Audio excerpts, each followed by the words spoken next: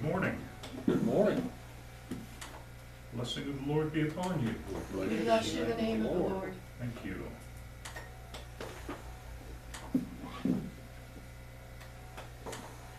Intertestamental period of history. Today we are on lesson number 11. We just finished up talking about the Persian period, the Persian Empire period of history. That's where we ended up last week. Just doing a quick summary. What we looked at, we had an introduction to this study. We looked at Daniel's prophetic view. I thought that was an interesting study, going through Daniel and seeing what he had to say. We'll look some more at Daniel this morning. Then we looked at how we're going to approach a study. And I think that's been good. Look at the leaders and how, as much as possible, that their interaction with the Jewish nation or the Judean province under these empires. And of course, we looked at the Persian Empire, which was about 200 years of history. About 100 years of biblical history, and then another 100 years of that intertestamental period after the writing of the book of Malachi, after the historical record that's given by, isn't that awful, Nehemiah. I'll think of it in a moment. That's terrible. It's okay. Yeah, it starts with an E. Ezra, book of Ezra, and Nehemiah. And of course, we mentioned that in the Hebrew Bible, Ezra and Nehemiah are one book. So, today we want to start with the Grecian Empire. We'll do a little introduction to this, helping us to understand what's going on in history. And the Grecian Empire begins 331 BC at the end of the Persian Empire, lasts to 146 BC when you have the beginning of the Roman Empire. And what this does, and I think this might be the most important point, is the Grecian Empire introduces the third part of the Noahic family into world history. All right? If we go back to Genesis chapter 9, verses 18 through 29. Excuse me. Genesis chapter 9, verses 18 through 29. The sons of Noah, who went forth from the ark, were Shem, Ham, and Japheth. Ham was the father of Canaan. These three were the sons of Noah, and from these the people of the whole earth were dispersed. Noah began to be a man of the soil, and he planted a vineyard. He drank the wine and became drunk and lay uncovered in his tent. And Ham, the father of Canaan, saw the nakedness of his father and told his two brothers outside. Then Shem and Japheth took a garment, laid it on both their shoulders, and walked backward and covered the nakedness of their father.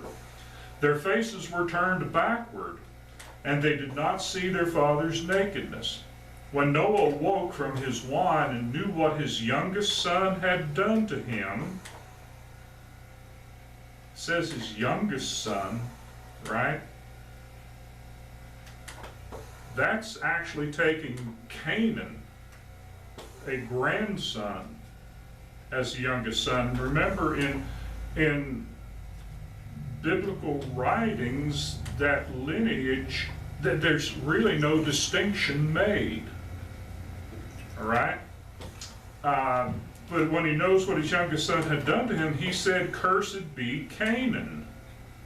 A servant of servants shall he be to his brothers." And so he said, "Blessed be the Lord, the God of Shem."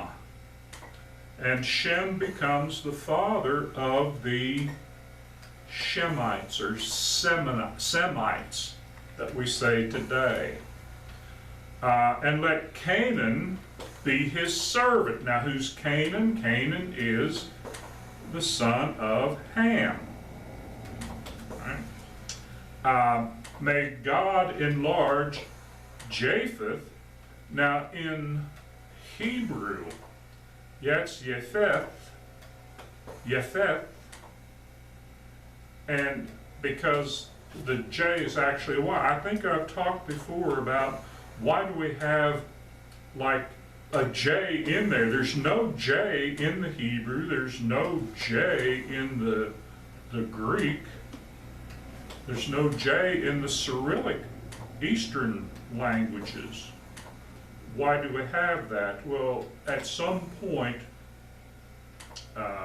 after Christianity begins and spreads, there was this effort to cleanse Christianity of Judaism. In fact, Judah would be Judah, or Judah. In that effort to cleanse Judaism, they put a J there. So it was really kind of a racial thing. It was a prejudicial thing. But that carries on into the English language. So may God enlarge Japheth. What does that mean to enlarge? Well, increase the territory, and that's what we're going to discuss here in a little while. And let him dwell in the tents of Shem, and the tents of the Semites. And let Canaan be his servant. The servant of who? Well, the servant of Japheth. Canaan is also to be the servant of Shem. So the descendants, and this is a point where some people who who are very prejudicial will say that this is why descendants of Ham, the African nations, are to be slaves, that they're inferior. And they're supposed to be slaves to the eastern and the northern parts, and that's really not what it's talking about. And what's going on here, but servants, yeah, we can see from history that Africa did not develop after the Egyptian Empire. Once the Semites come down into Egypt, the Egyptian Empire changes and really begins their building process. So, but that's something that belongs more in anthropology and stuff of that nature. We don't really want to deal with that. But then in verse 28 and 29, after the flood, Noah lived 350 years, and the days of Noah were 950 years, and he died. But there you have the three main. And some people say, well, that's the three main races in the world. You have the Shemites or Semites. They are the Orientals. They go throughout the east. You have Ham's descendants who are in that area of Egypt, Ethiopia, and down into Africa. You have Japheth's descendants who go northward into what you have Russia and Europe and in around the northern part of the Mediterranean Sea.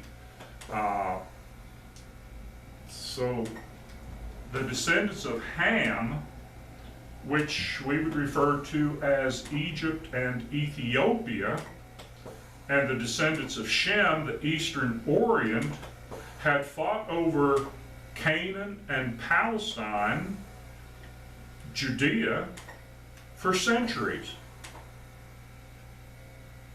Back and forth, back and forth, back and forth. That's biblical history, right?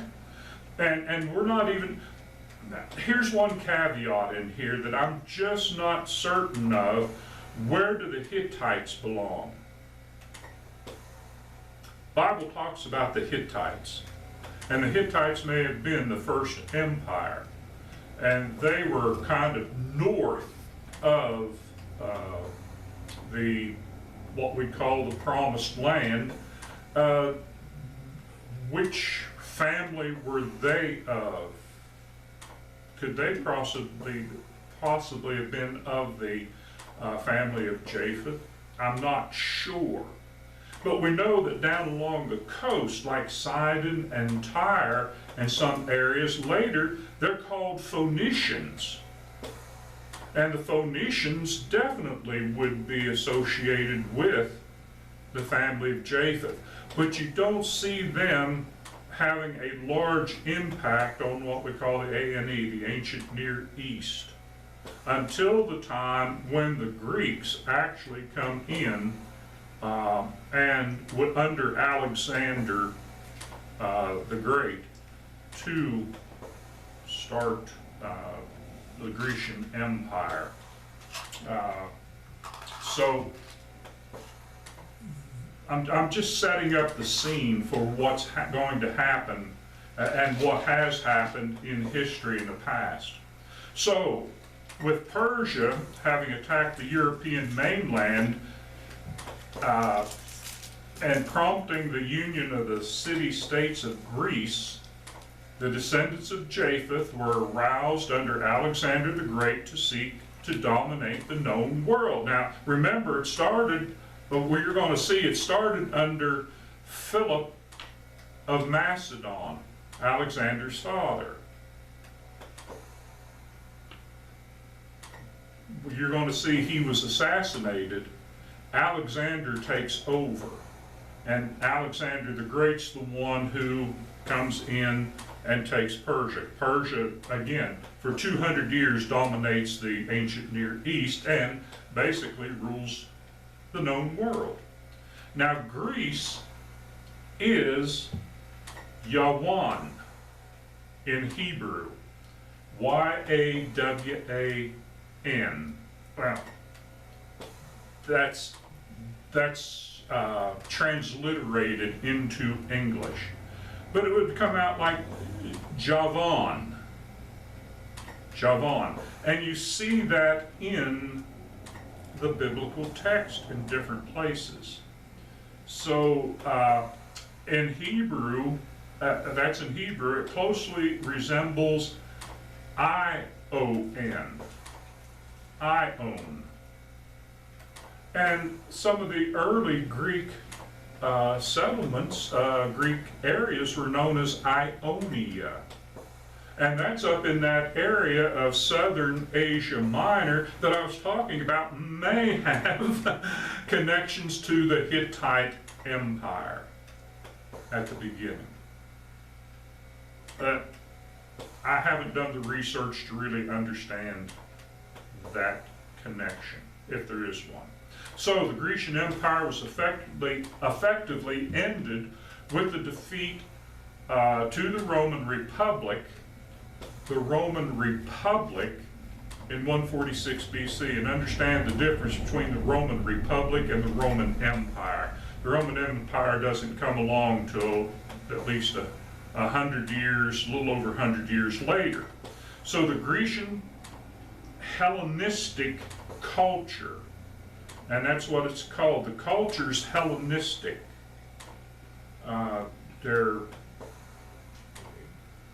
Their religion, and language and everything, the culture's Hellenistic, continued as a prominent social order even through the establishment of the Roman Empire that began with Augustus Caesar in 31 BC.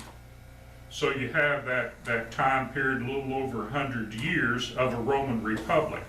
But much of Western culture today is based on principles developed through the combination of, catch this, biblical and classical Greek teachings. Now, some will deny the biblical teachings, but you can't miss them being there. But they'll say, well, it's the classical Greek teachings.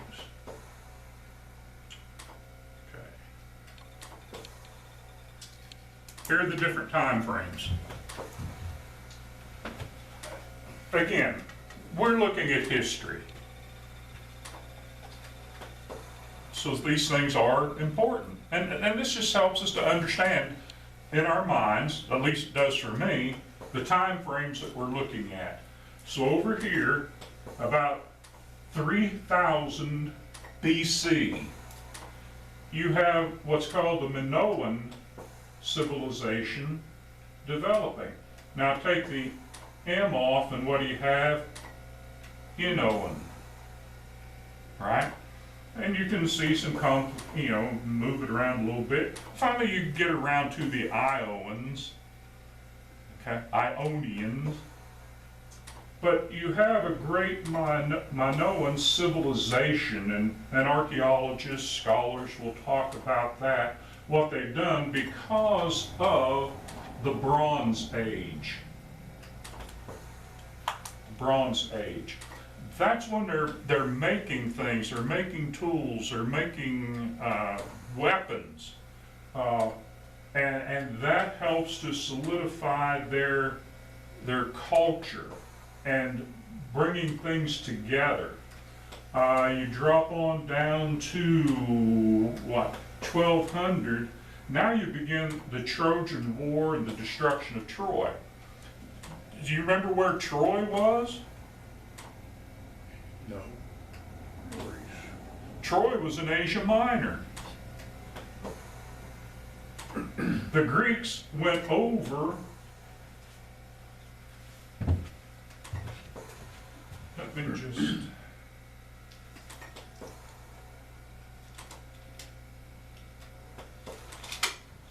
I'm going to bring this up later anyway. I'm pretty sure Troy was over in this area.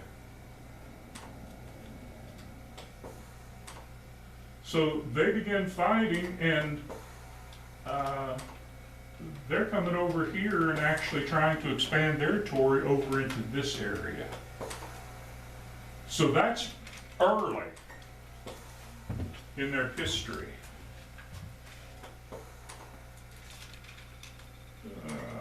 Hit the wrong button there. Back to the slide. Okay. So they destroyed Troy. Helen of Troy. She was the woman whose face launched 1,000 ships. Yeah, because what was it? The Trojans come over and they kidnapped her, or one way or the other, and this, they're fighting over a woman. So there it is. Did you see it? Is it there? It shows Troy right down where you were pointing, shows it right down on the coast, a little bit lower. Of Asia Minor. Yeah. Yeah, across, okay? So, then after that you have the Dark Ages of Greece and the fall of the Mycenaean culture. It just kind of like goes away. And what happens? I think there are some volcanoes, some earthquakes, and all kinds of stuff happening. But what else happens about 1000 BC in biblical history?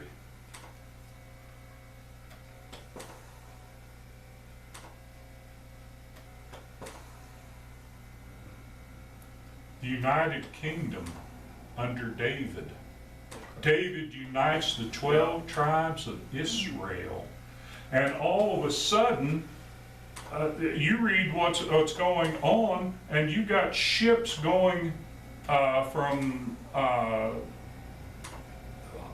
Lebanon, but they're going all over the world and bringing gold and silver and apes and peacocks and stuff to David, to the kingdom, and to Solomon. And what are they doing? You know, they're sending people out to these other areas. And especially Solomon, what is he? 600 wives and 300 concubines? What's he doing? He's making friends of all these nations. He needs some friends with that many wives and concubines. All right. So, they're all, and then, boom, in the 800s, when you get into that period, when you're talking about men like Aristotle, Plato, Socrates, all of those ancient Greek writers, Hippocrates, the father of medicine, right? And all of this. This is when scholars say you have the development of the first Greek alphabet.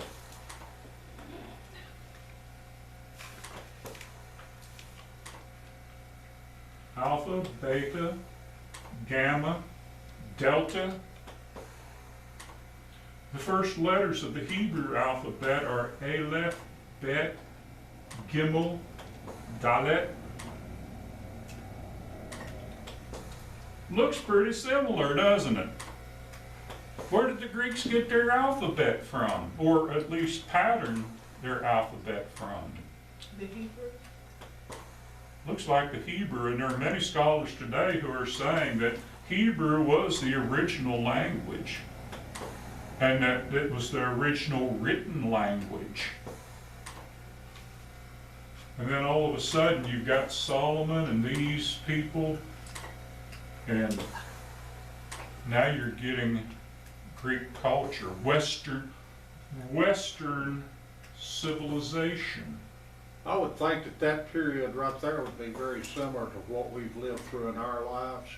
The development, you know, not too long, well, when I was a kid, there were people still rode horses.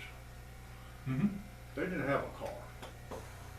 And then we went to the moon and et cetera, and with the alphabet and the medical development and all, Mm-hmm. it was a astounding area.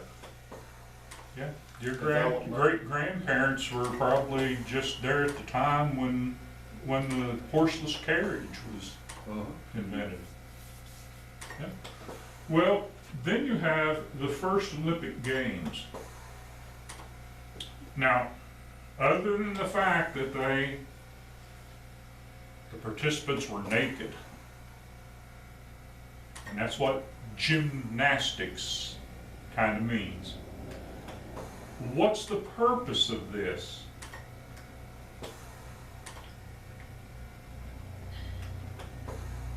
It was a union of nations, like a union of nations. To bring those city-states together. And where did they come to? What is Olympic? Olympia? Mount Olympus. And what was Mount Olympus? It's where the gods lived. That's where their gods lived. So that was in honor of their gods. A panoply of gods. What are they doing? They're developing a culture.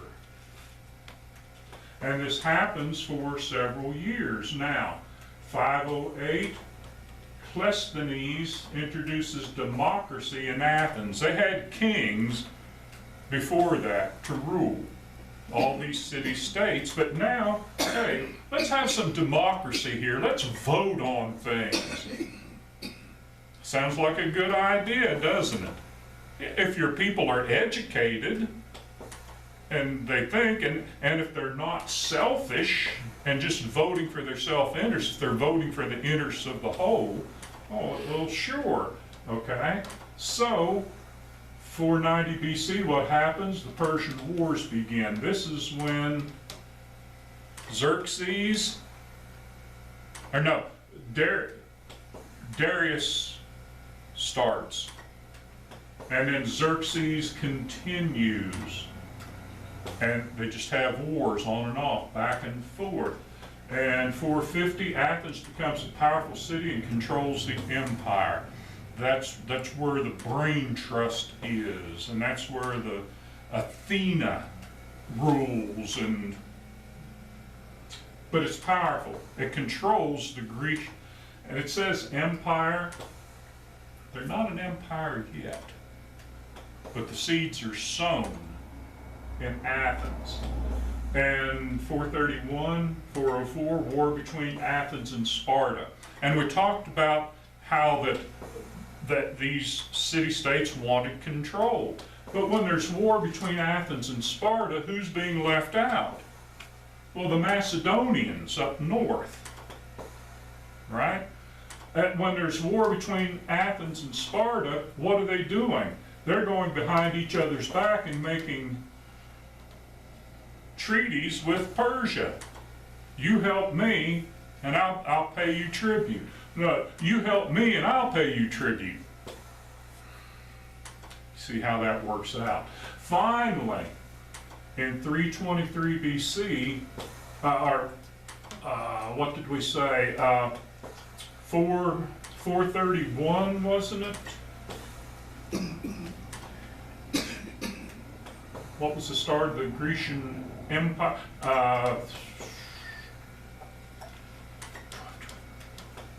I want to say 330. It's 330 something. I have to go back and look. But the start of the Grecian Empire is about 12 years. 435, somewhere around there, or 335. When you have Alexander, we'll talk about it more in a moment. But in 323, he dies, and the kingdom split in at least 4 ways. 4 major ways. There are also some minor players, but he dies. The Greek Empire lasts for a long time until it's finally defeated. All right? Does that help make some sense? I'm just trying to give an overview for right now. Have I given you too much information? No. Okay. But that's the main thing. What's happening here is Japheth, Javan, Greece is coming in. What time have we got there? Okay. I'm not going to get to Philip today, but I do want to. Here's Daniel's dream, right? And we talked about the head of gold is Babylon. Up here, shoulders of silver, Persia. Now they're defeated. Belly of and thighs of brass is Greece. That's the period we're going to be in now. Legs of iron, Rome, feet and toes, part iron, part clay. That's later on in history as the church, the kingdom of God, destroys the Roman Empire. Not a physical, kinetic war, but a cultural war.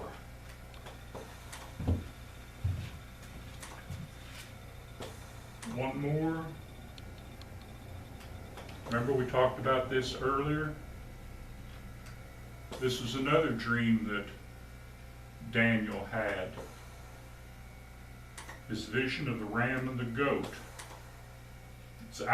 This represents Alexander, and Greece comes and just they destroy Persia very quickly. And there's the map. And the reason I put this map, you're going to see another map later, next week, Lord willing.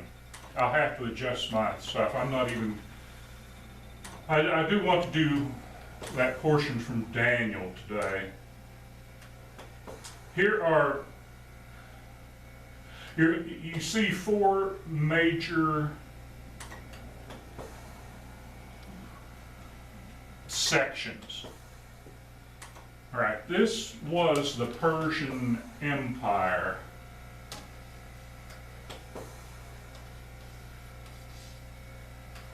Before it was destroyed.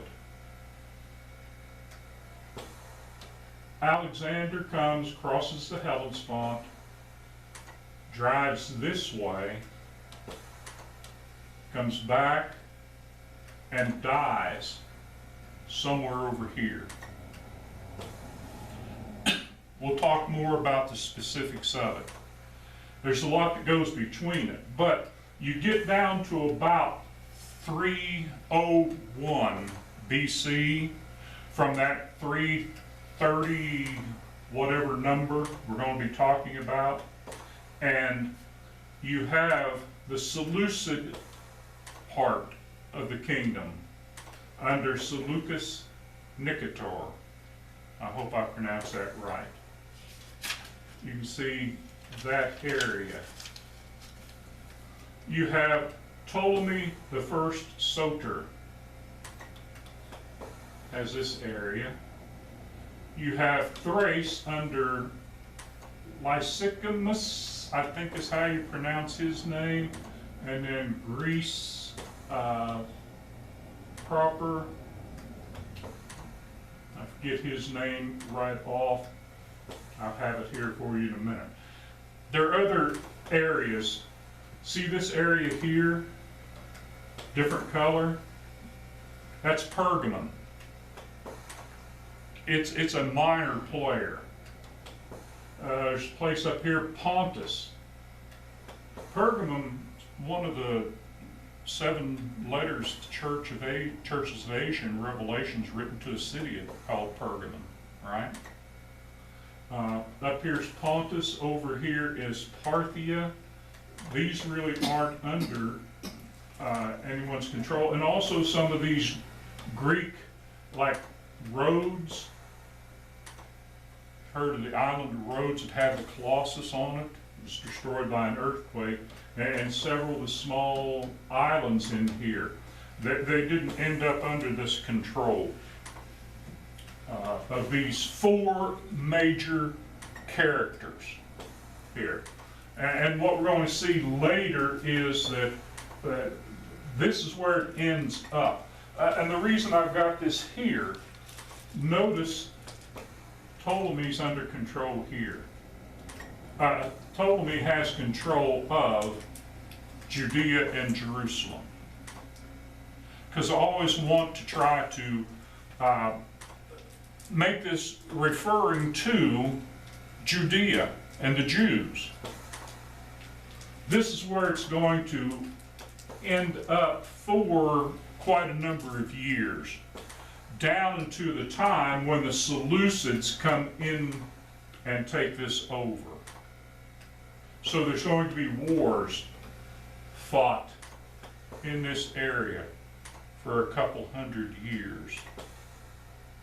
That's actually Egypt today, right? This is Egypt, and down here's Ethiopia. Okay. Yeah, Egypt. Well, this is the Nile River here, so yeah, Ethiopia's down here. Yeah. But that's how it's divided. Basically, those 4 major generals.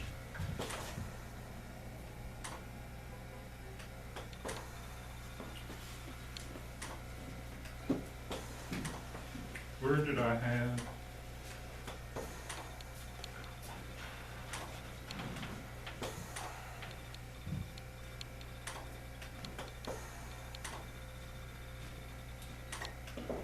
Okay, Genesis chapter 9, verses 18 through 29. Oh, I already read that, didn't I? That was the first thing Well, you did. a passage from Daniel, I thought. Maybe I don't want it today. There's that chart there. What did I do? Antigonus. Okay, yeah, on this chart, it's a division of the empire. And from 323, that's when Alexander dies. But prior to the Greek civil wars against Antigonus the first.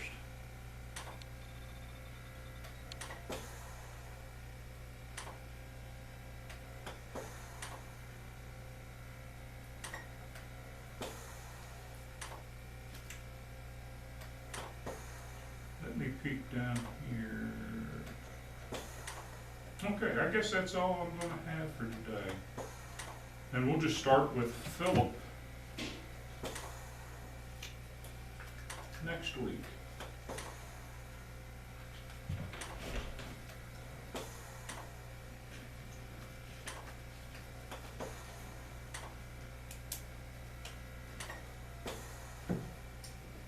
And that is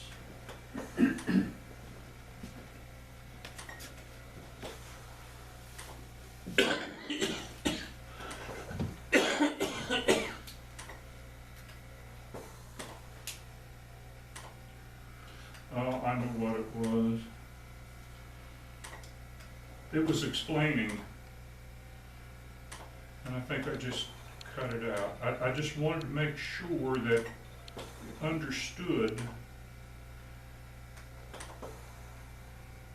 that if you do have a good reference Bible, back in Daniel chapter 9, yeah, Daniel chapter 9. In Daniel chapter 9, he talks about, Daniel chapter 9, Daniel chapter 8. He talks about the king of Greece. And I think it's Zechariah also talks about the king of Greece. But Greece there in the Hebrew is that Y-A-W-A-N, or Yavon, Javon, where it's sometimes transliterated into the English. And I just wanted to show those connections. And that relates it back to, if you do a word study, back to Japheth. That Greece was probably the main